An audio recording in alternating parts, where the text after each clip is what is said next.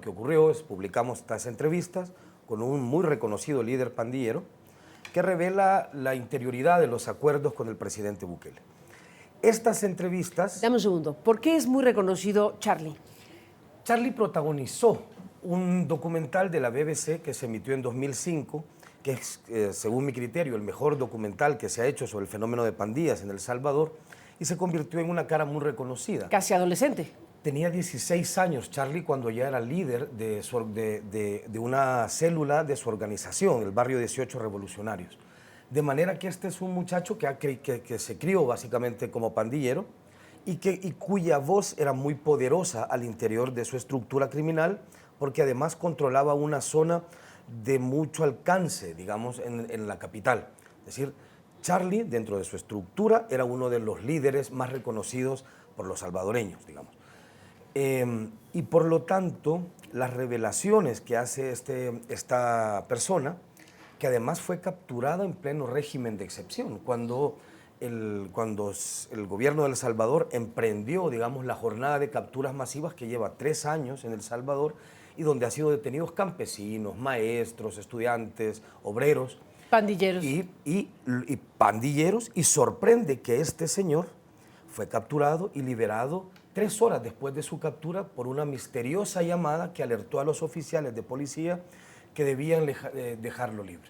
Y el otro sujeto con el que hablamos también asegura que fue liberado, pero no solo liberado por el régimen de Bukele, sino que fue llevado en carros oficiales hacia Guatemala, como ya había hecho con otro connotado pandillero de la Mara Salvatrucha, un funcionario público de la administración de Bukele. Cuando se hacen públicas estas entrevistas y estos personajes relatan, ya si quieres luego hablamos con detalle del contenido de las entrevistas, relatan la forma en la que acompañaron a Bukele electoralmente y cómo las pandillas amenazaron a sus comunidades. Cuando quiso ser alcalde, ¿no? Cuando fue alcalde. Cuando fue alcalde y luego cuando fue presidente por primera vez, que es la única vez constitucional que ocupó la presidencia Bukele. Estos pandilleros aseguran que operaron de manera sistemática y coordinada con el entorno de Bukele para llevarlo primero a la alcaldía y luego a la presidencia de la República. Estas revelaciones se convirtieron en un tema de conversación muy viral en el país y acapararon la atención de mis compatriotas durante al menos 3 días. El presidente Bukele está hecho su poder del control de la narrativa sobre sí mismo y sobre el jauja que ha construido en Centroamérica.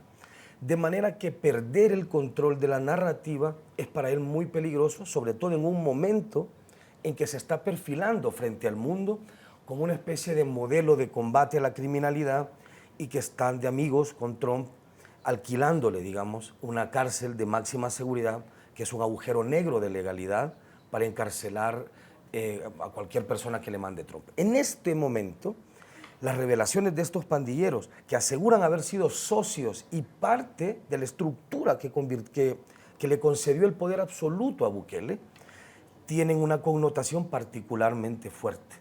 Y de ahí la respuesta del presidente, la respuesta del director del organismo de inteligencia del Estado, que nos amenazó literalmente en Twitter, y la viralidad con la que han desatado, de esto sabes mucho tú, a sus troles, en El Salvador para insultarnos y para decir que si entrevistamos a un pandillero, pues somos cómplices, o somos miembros de esa pandilla, o nos lucramos y nos estamos haciendo millonarios de estas entrevistas.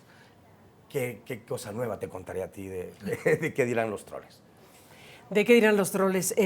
Desde luego no recibieron beneficio económico ustedes, déjame pedirte la pregunta. Date la pregunta. Absolutamente no, pero es decir, la respuesta es absolutamente no. Es decir, nosotros hacemos nuestro trabajo de periodistas por el que recibimos un salario de nuestro medio. Un salario es un salario, es otra cosa. Y como parte de mi trabajo hago entrevistas, hago reportajes y crónicas. Pero no solo eso. Nuestra norma nos impide además pagar un solo centavo o ofrecer cualquier tipo de incentivo económico a nuestras fuentes para que nos den entrevistas. No podemos pagar por información porque esa información ya no se considera valiosa o confiable. Entonces, no solo recibimos dinero o no nos estamos haciendo ricos haciendo estas entrevistas, sino que además no hemos pagado por conseguir estas entrevistas y nunca lo hemos hecho. ¿Qué dicen en Human Rights Watch específicamente pues, de la versión que obtuvo Carlos Dada de que habría la intención de actuar legalmente contra los periodistas. Hemos dicho que aquí ni la presidencia de Bukele ni la Fiscalía de El Salvador nos han dado respuesta ni afirmativa ni negativa. Pero ante esa posibilidad que dio a conocer Carlos Dada, ¿qué dicen ustedes? Bueno, lo primero es señalar que tenemos razones para creer que efectivamente ello es así. Esta no sería la primera vez que el gobierno Bukele ataca a periodistas. Lo ha hecho en primer lugar a través de la estigmatización, tildando de pandilleros a cualquier periodista serio que quiera realmente indagar, justamente como lo decía Carlos, sobre cuáles fueron todos los intentos de negociación, las formas en las cuales protegieron a las ranflas, la forma en la cual salieron protegidos del país, incluso en el marco del régimen de excepción, por no hablar del uso de Pegasus, en la manera en la cual interceptaron sus teléfonos y interceptaron sus comunicaciones y sus chats. De ahí que sin duda es información muy, muy preocupante y creíble. Yo diría que constituye lo que es ya un patrón por parte del gobierno Bukele de limitación directa a la libertad de expresión, de persecución de la prensa para restringir la libertad de prensa, y que hace parte de un patrón más amplio de restricción del espacio cívico, de tratar de amedrentar y de censurar a las organizaciones de sociedad civil para poder ejercer un control social, porque lo que le interesa al gobierno Bukele es poder operar en su propaganda por fuera del control periodístico y social.